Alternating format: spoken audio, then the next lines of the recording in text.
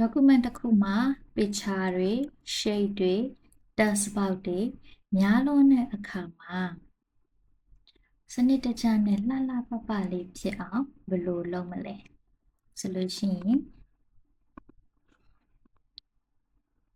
formatted ရဲ့ arrange group မှာရှိနေတဲ့ဒီ command လေးသုံးခုကိုသုံးပြီးတော့ align လုပ်မယ် group လုပ်မယ် rotate လုပ်မယ်ပြီးတော့ bring forward တို့ send to back တို့ကိုလည်းသုံးပြီးတော့ order ချမယ်ပေါ့နော်ဘယ်ပုံကအပေါ်မှာဘယ် task ကတော့အပေါ်မှာဆိုပြီးတော့နေရာချမယ်ညောင်းဆုံးကိုစီခြင်းနဲ့ task bar လေးတွေကို select လုပ်ရမယ် select လုပ်ဖို့အတွက် shift key ကိုဖိထားပြီးတော့ကို select လုပ်ခြင်းနဲ့ box လေးတွေကို click နှိပ်မယ်ဒီ box လေးပါဆိုလို့ရှိရင်အရင်မညီမညာဖြစ်နေတယ်။ညီဆုံးညာဘက်ကိုစီလိုက်ဖို့အတွက်ဆိုလို့ရှိရင် format tab ကိုသွား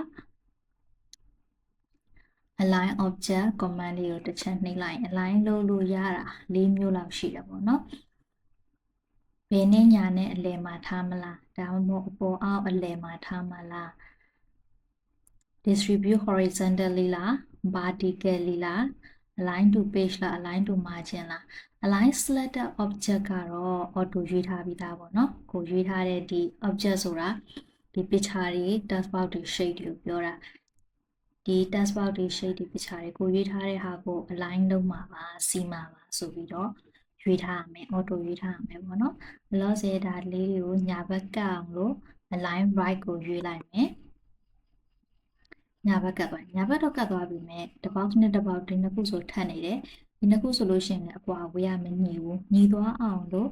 line command မှာရှိနေတဲ့ distribute vertically ကိုရွေးလိုက်မယ်အဲဒါဆိုရင်အကုန်လုံးညီသွားပြီပေါ့နော်အကုန်လုံးတော့ညီသွားပါပြီဒီຢာတွေကိုနေရာရွှေ့မယ်ဆိုလို့ရှိရင်တခါတည်းအုပ်စုလိုက်ကြီးဖြစ်သွားအောင်လို့ group လုပ်လို့ရသေးတယ်group လုပ်လိုက်ခြင်းအပြင်ဒီ၄ခုလုံးဒီတစ်ခုတည်းဖြစ်သွားမယ်ဆိုတော့တစ်ခုတည်းဖြစ်သွားတဲ့အခါမှာဒီ box ကလည်းခုန box ၄ခုကနေ box တစ်ပေါက်ပဲပုံစံဖြစ်သွားတယ်ဒီ၄ခုလုံးကိုတစ်ခါတည်း format လုပ်လို့ရတယ်၄ခုလုံးကိုနေရာတစ်ခါတည်းရွှေ့လို့ရတယ်အကုန်လုံးတစ်ချိန်နဲ့လုပ်လို့ရတယ်ပေါ့နော် size အပြောင်းလဲကိုလည်းအကုန်လုံးချိန်လို့ရတယ်ဒီ၄ခုကိုတစ်ခုတည်းအနေနဲ့လုပ်လိုက်တယ်အဲ့ဒါကိုပြန်ပြီးတော့တစ်ခုချင်းစီပြန်ခွဲခြင်းရင်လည်းungroup လုပ်လိုက်ရမယ် box လေးပါပြန်ဖြစ်သွားမယ် logic group လုပ်ထားမယ်ပြီးရင် order ဓာတ်ပုံတွေ shape တွေ text တွေကိုဘယ်လို order လုပ်မလဲပေါ့နော် logic ဒီ picture လေးอ่ะဆိုလို့ရှိရင်အောက်ကစာကွယ်နေတယ်ဘာလို့ကွယ်နေရလဲဆိုလို့ရှိရင်ကိုကဒါနောက်ဆုံးမှထည့်လိုက်တဲ့ text box တွေ shape တွေ picture တွေကအပေါ်ဆုံးမှရောက်နေမှာအရင်ဆုံးထည့်တဲ့ box တွေ shape တွေကအောက်ဆုံးရောက်နေမှာကဒီ picture လေးကိုနောက်ဆုံးပို့ခြင်းနဲ့ဆိုလို့ရှိရင် format tab ရဲ့ arrange group မှာရှိနေတဲ့ဒီ brain တို့ send တို့သုံးမယ်ပေါ့နော်နောက်ဆုံးပို့ခြင်းတာဖြစ်တဲ့အတွက် send backward ကိုနှိပ်လိုက်ရင်အနောက်တစ်ဆင့်နဲ့သွားမယ်ပေါ့နော်လုံးဝကနောက်ဆုံးမှပဲရှိနေဆိုလို့ရှိရင် send to back ဆိုမှအကုန်လုံးရဲ့နောက်ကိုရောက်သွားမှာ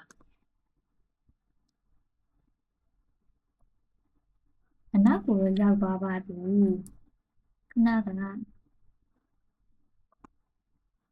ဒီဘာဘယ်လေးတွေကိုကွယ်သွားတယ်အဲ့ဒီဘာဘယ်လေးတွေကိုညာဘက်မှာရှိနေရလေးဘယ်ဘက်ကိုပို့မယ်ဆိုလို့ရှိရင်ဘာကိုသုံးမလဲဒီ rotate ကိုသုံးမယ် rotate command လေးမှာကဘယ်ညာလှည့်လို့ရတာရှိတယ် vertical ရဲ့ horizontal ရဲ့ဟိုကညာဘက်ကဘာဘယ်လေးတွေဘယ်ဘက်ပို့ချင်တာဖြစ်တဲ့ရေပြင်ကြီးတိုင်းမဲ့ flip လှည့်လိုက်မယ်ပေါ့နော်ဘယ်နဲ့ညာနဲ့ဒါကြောင့် flip horizontal ကိုရေးလိုက်မယ်န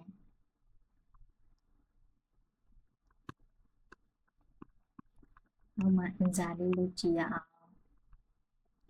ဒီပုံကခုနကအပေါ်ကပုံနဲ့ရှင်းလိုက်ရင်ရေမြောင်းရေလိုင်းလေးတွေကဒီလိုမျိုးအပေါ်အောက်ဖြစ်နေတယ်အဲ့အတွက်သုံးကြည့်မလဲ flip vertical သုံးလိုက်ရင်သူ့ကို send to back လုပ်လိုက်နောက်ဆုံးရောက်သွားမယ်ဒီ box လေးတွေကိုနေရာရွှေ့မယ်ဒီ box လေးကို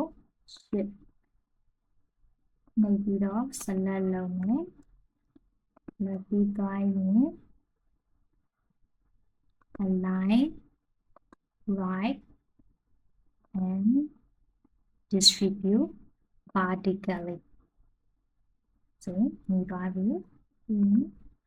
group လောက်လိုက်ပြီးတော့နေရာလေးနည်းနည်းချင်းရွှေ့ကြည့်မယ် size လေးတွေပြောင်းကြည့်မယ်